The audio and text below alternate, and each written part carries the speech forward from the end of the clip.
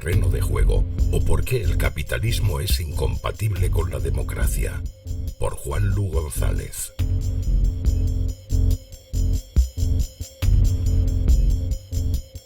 A pesar de que siempre se nos repite machaconamente que la democracia burguesa es el mejor sistema de los posibles, en los tiempos que corren, esta frase se ha vuelto más una muestra de la autocomplacencia occidental que una realidad constatable. Es más, podría afirmarse que el término democracia burguesa encierra en su seno una contradicción insalvable. Es lo que llamamos un oxímoron de libro. Para entenderlo fácilmente, vamos a usar varios recursos gráficos basados en la teoría política de la ventana de Overton.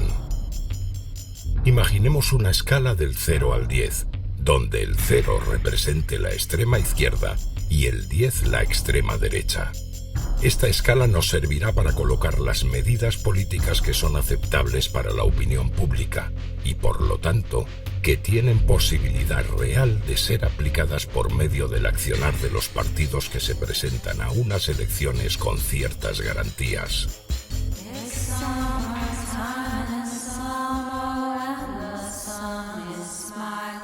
Cuanto más alejada esté una idea del 5, o sea del centro, significa que será menos razonable para la masa votante.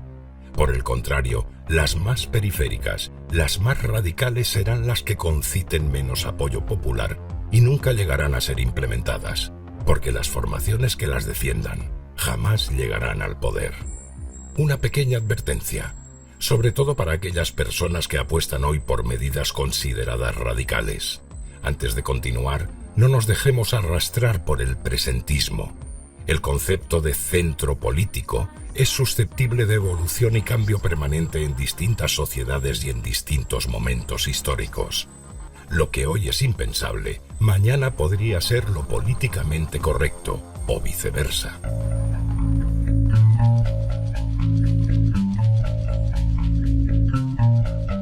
Vamos a analizar algunas medidas clásicas de los programas de izquierdas en Occidente o en el Estado español para ver qué ha ocurrido con ellas.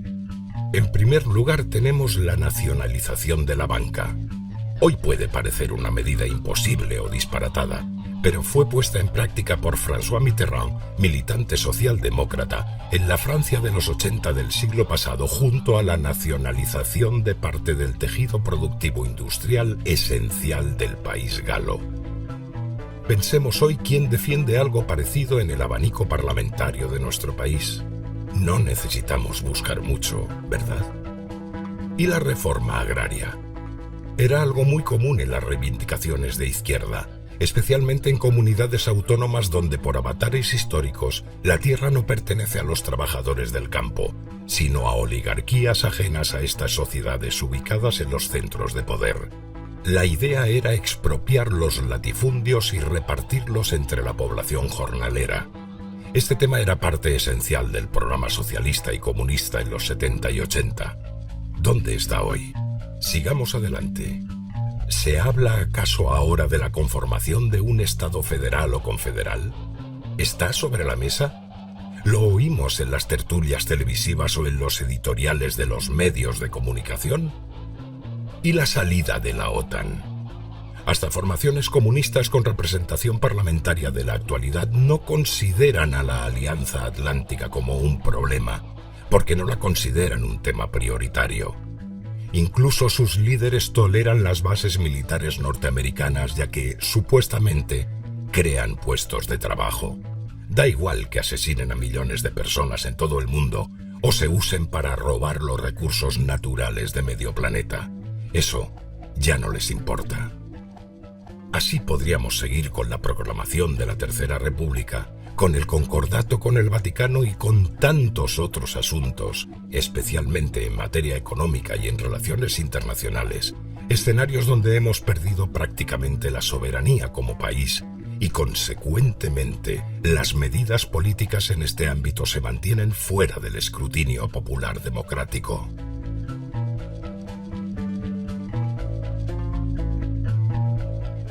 Volvamos a nuestro gráfico de partida. El concepto de ventana de Overton se refiere al conjunto de acciones políticas aceptables por la población. ¿Qué ha pasado, pues, durante este medio siglo para que hayan cambiado tanto? Es muy fácil adivinarlo. La ventana se ha hecho más pequeña y, lo que es peor para las clases trabajadoras, se ha escorado a la derecha, hacia los intereses de ese 1% de la población que posee el 99% de la riqueza del planeta. Lo realmente triste es que muchas de las medidas que antes eran susceptibles de defenderse dentro de la izquierda parlamentaria han quedado fuera del sistema. Si ahora quisiéramos continuar representando la acción política presente, deberíamos redibujar una nueva ventana dentro del exiguo espacio que los poderes nos han dejado para jugar a eso que llaman democracia.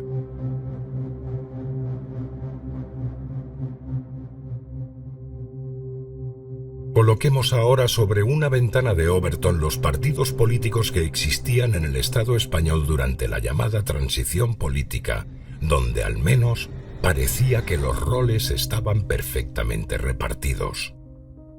De izquierda a derecha, simplificando un poco y excluyendo formaciones nacionalistas periféricas, vemos al Partido Comunista de España, al Partido Socialista Obrero Español, a la Unión de Centro Democrático, a Alianza Popular y a Fuerza Nueva en la extrema derecha. Comparemos aquella situación con el panorama actual en el Estado español.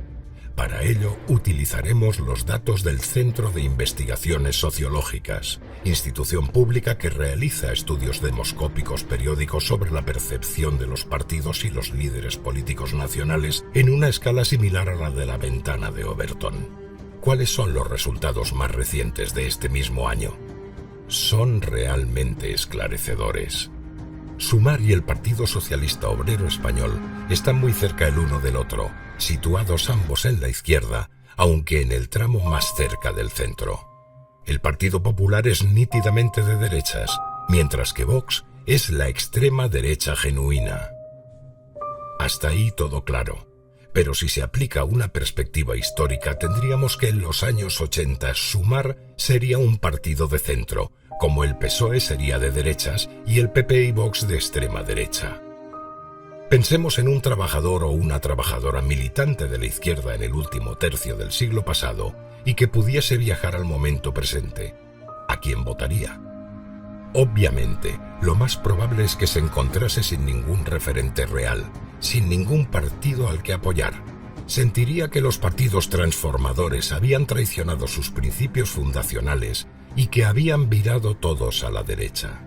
Todo ello le provocaría una enorme desafección por la actual clase política. Ante ese panorama solo tendría dos opciones: la abstención activa y consciente o votar con la nariz tapada. Si analizásemos qué ha pasado, por ejemplo, durante las últimas elecciones de 2023, donde ganó claramente la abstención, podríamos comprobar cómo los mayores niveles de abstención se produjeron justamente en los barrios obreros de las grandes ciudades. ¿Casualidad? Evidentemente no.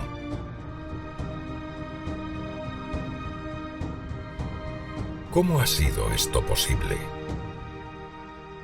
¿Cómo hemos podido llegar a esta situación?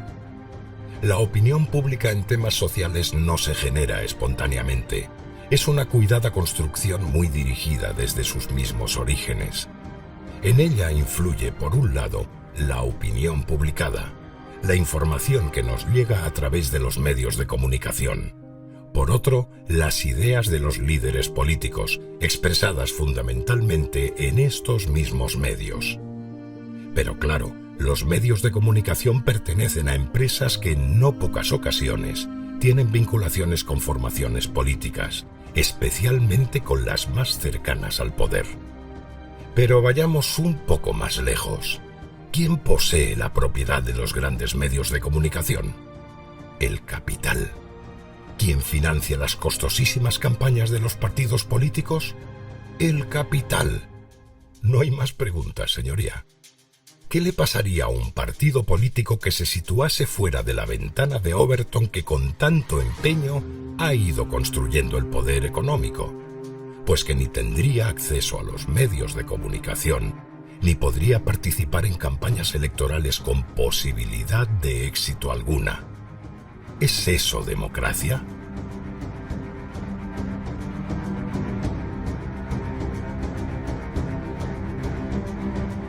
Es más que evidente que en las actuales circunstancias políticas y económicas, una democracia que merezca ser llamada o considerada como tal es poco menos que imposible.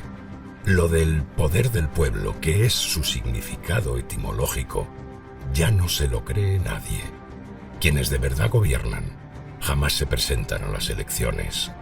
Pero si hay algo que está cada vez más claro es que para que podamos disfrutar de algo parecido a la democracia, primero hay que acabar con el sistema capitalista, que ha conseguido que no haya ningún tipo de control ciudadano sobre las decisiones más relevantes que rigen la vida en común. Sin democracia económica, es imposible la democracia política. No puede haber ningún partido de izquierdas que no sea verdaderamente anticapitalista. Esa es la tarea que tenemos todas y todos por delante, derrotar al capitalismo para disfrutar de una verdadera democracia.